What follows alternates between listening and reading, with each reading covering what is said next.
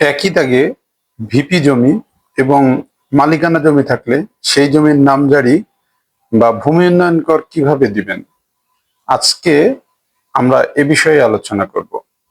বন্ধুগণ, যারা এই মুহূর্তে আমার আলোচনা শুনছেন সবাইকে অভিনন্দন জানিয়ে আমার আলোচনা শুরু করছি। প্রথমেই বলি, অর্পিত সম্পত্তি বা ভিপি জমি বা শত্রু সম্পত্তি বিভিন্ন এলাকায় বিভিন্ন নাম বলে থাকে। তবে এটিকে অর্পিত সম্পত্তি বা ভেস্টেড প্রপার্টি ভিপি বলা হয়। ভিপি সম্পত্তিটা কি? আসলে 1965 সালের 6 সেপ্টেম্বর থেকে শুরু করে 16ই ফেব্রুয়ারি 1969 সালের মধ্যে যারা বর্তমান বাংলাদেশ ছেড়ে ইন্ডিয়াতে চলে যায়, সেই সকল ব্যক্তিবর্গের সম্পত্তি পরবর্তীতে শত্রু সম্পত্তি বা ভিপি সম্পত্তি হিসাবে প্রকাশিত হয়, গেজেট আকারে পরবর্তীতে প্রকাশিত হয়। এখন একই দাগে দেখবেন, একই দাগে অনেক সময় কিছু সম্পত্তি ভিপি এবং কিছু সম্পত্তি মালিকানা হয়ে থাকে। আমরা যারা সরকারি দপ্তরে আছি সেই ক্ষেত্রে দেখা যায় যে আমি কোন সম্পত্তির ভূমি উন্নয়ন কর নিব বা আপনাকে নামজারি করে দিব, সেই ক্ষেত্রে বিভিন্ন জটিলতার সৃষ্টি হয়। তো এটা সংশোধন কিভাবে করা যায়, এই প্রেক্ষিতে এই প্রেক্ষিতে ভূমি মন্ত্রণালয় 2024 সালে একটি পরিপত্র জারি করে। ভূমি মন্ত্রণালয়ের সেই 5 মার্চ 2024 সালের 63 নং স্মারকের পরিপত্রে বলা হয়েছে, একজন সার্ভেয়ার, একজন ইউনিয়ন ভূমি সহকারী কর্মকর্তা এবং সহকারী কমিশনার ভূমি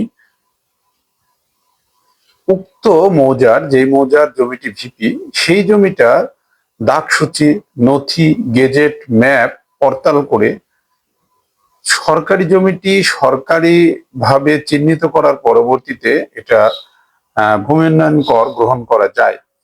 দেখুন বন্ধুগণ, আমি আপনাদের মাঝখানে একটি ভিপি নথির গেজেট যেটি, সেটি আপনাদের সামনে প্রদর্শন করছি। এই নথিভুক্ত সম্পত্তি 5 একর 18 শতক। দেখুন, এই নথিতে দাগ আছে কয়েকটি। আমি একটি ম্যাপ প্রদর্শন করছি যেখানে এসএ এবং আরএস ম্যাপ কম্পেয়ার করা আছে। তো সেই ম্যাপে আপনার যেগুলো লাল কালিতে অঙ্কিত সেগুলো হচ্ছে এসএ দাগ, এবং কালো কালি দিয়ে যেগুলো অঙ্কিত সেগুলো হচ্ছে আরএস দাগ। মানে এসএ দাগ থেকে এসএ 2, 3, 4, 5, 6 এভাবে ক্রমিক ভাবে এই দাগগুলো থেকে আরএস দাগ, কালো কালি দিয়ে যেগুলো অঙ্কিত সেগুলো আরএস দাগ হয়েছে।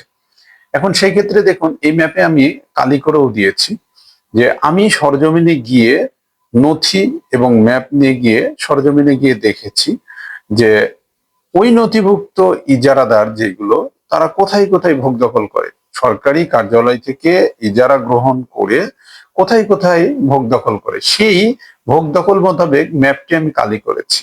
পরবর্তীতে দেখেছি যে আমার যতটুকু জমি ভিপি, ততটুকু জমি সরকারি খতিয়ানে রেকর্ড হয়েছে কিনা, এবং রেকর্ড যদি না হয়ে থাকে কতটুকু জমি রেকর্ড হয়নি এবং সেটা কে দখল করতো, এই ম্যাপ অনুযায়ী আমি বের করেছি। বের করে আমার যতটুকু গেজেটভুক্ত সম্পত্তি, যেগুলো ইজারা হতো, ইজারা হওয়া সম্পত্তি অনেক সময় দেখা যায় ইজারা গ্রহীতার নামে রেকর্ড হয়ে গেছে, এমনও আছে। এই কালারে অঙ্কিত ম্যাপে যেগুলো দেখতে পাচ্ছেন সেগুলোর মধ্যে অনেকেই দেখা যাচ্ছে যে ইজারা নিত কিন্তু রেকর্ড করে নিয়েছে তার নামে। সেই ক্ষেত্রে আমরা সেই খতিয়ানভুক্ত সম্পত্তি সরকারি খতিয়ানে আনার পরবর্তীতে আমরা অবশ্যই সরকারি খতিয়ানে আনবো, পরবর্তীতে অবশ্যই তার খাজনা নিব না, এবং আদারওয়াইজ যেই কালি করার সীমানার মধ্যে যেগুলো আছে সেগুলো বাদে বাকিগুলো খাজনা নেওয়াতে কোনো বাধা নেই। অর্থাৎ সরকারি জমিটি সরকারি ভাবে চিহ্নিত করার পরবর্তীতে সেই সম্পত্তি বাদে বাকি জমি ভূমি উন্নয়ন কর বা নামজারি করতে কোনো বাধা নেই। আশা করি আপনারা বিষয়টি ক্লিয়ার হয়েছেন। আর যদি এ বিষয়ে আরো কিছু জানার থাকে অবশ্যই কমেন্ট বক্সে লিখবেন, এবং আপনারা আলোচনাটির পরবর্তীতে অবশ্যই লাইক দিয়ে আপনারা আমাকে জানাবেন যে আপনারা উপকৃত হয়েছেন কিনা, বা এই ধরনের আরো কোনো কোশ্চেন আছে কিনা অবশ্যই কমেন্ট বক্সে জানান। করি সবাই বক্তব্যটি শুনে উপকৃত হবেন। সবাই ভালো থাকবেন, আমার জন্য দোয়া করবেন। আসসালামু আলাইকুম।